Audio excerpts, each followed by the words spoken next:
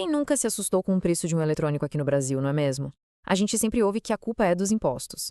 Mas e se a história for muito, mas muito mais antiga e complexa do que isso? R$ 7.980. Sabe o que é isso? Foi o preço de lançamento do PlayStation 3 no Brasil, lá em 2006. Se a gente corrigir para hoje, esse valor passaria fácil dos R$ 20.000. Pois é, o preço de um carro popular por um videogame. E essa história, a gente sabe, se repete sempre. É o celular mais caro do mundo, o computador mais caro do mundo.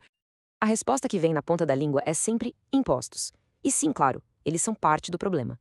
Mas a verdadeira raiz da questão é bem mais profunda. Ela começa numa época em que computador pessoal ainda era, uma grande novidade. Para a gente entender os preços de hoje, a gente precisa voltar no tempo lá para os anos 70. O Brasil vivia sob um regime militar que era fechado não só na política, mas também na economia. E eles tinham um plano bem ambicioso para a nossa tecnologia. A grande ideia da época se chamava reserva de mercado. E o ponto-chave aqui, gente, não é que os produtos importados iam ficar mais caros com impostos. Não, não. Era mais radical.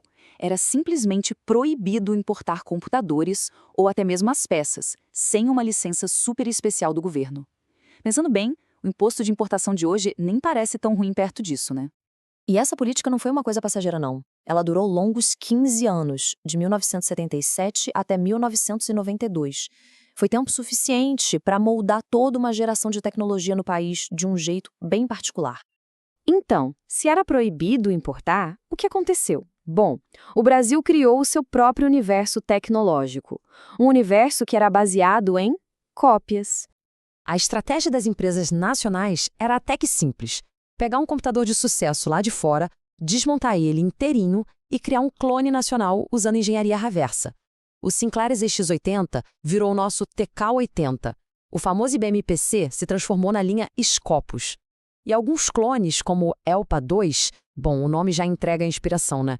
Era o Apple II ao contrário. Mas vamos ser justos, a intenção, pelo menos, no papel, parecia boa. A ideia era que, com essa proteção toda, a indústria nacional ia crescer, ia ganhar força, desenvolver tecnologia própria e, quem sabe um dia, competir de igual para igual no mercado mundial. Mas a realidade foi um pouco diferente. Vamos dar uma olhada no resultado prático dessa proteção toda. Em vez de criar uma potência tecnológica, a política acabou gerando uma indústria cara, atrasada e, francamente, bem ineficiente. A comparação de preços já mostra tudo. Mesmo depois de mais de uma década de proteção, os computadores feitos aqui ainda custavam, em média, quase o dobro dos seus equivalentes lá fora. Ou seja, a proteção não tornou a produção mais barata. E não era só o preço. O atraso tecnológico era brutal. Esse número aqui é a chave de tudo. 5 anos. Um computador que era lançamento no Brasil tinha a mesma capacidade e o mesmo preço de um modelo que os americanos já usavam há 5 anos. E o pior, essa diferença não diminuiu com o tempo, pelo contrário, só aumentou. E essa frustração não é de hoje, viu? Olha só essa citação de uma revista de informática de 1990. Nossos computadores continuam sendo carroças que custam como se fossem Mercedes do ano.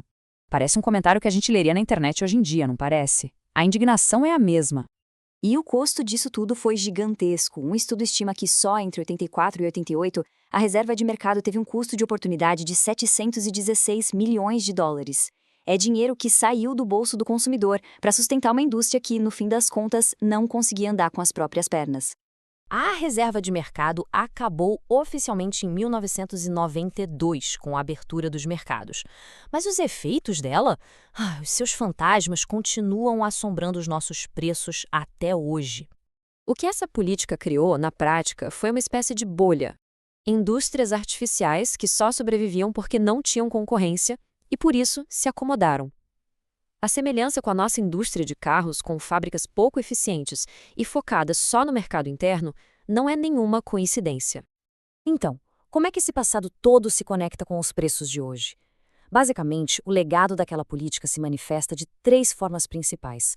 Um imposto de importação altíssimo, um lobby industrial muito forte para manter essa proteção e uma falta de produtividade que é a herança de décadas sem competição de verdade.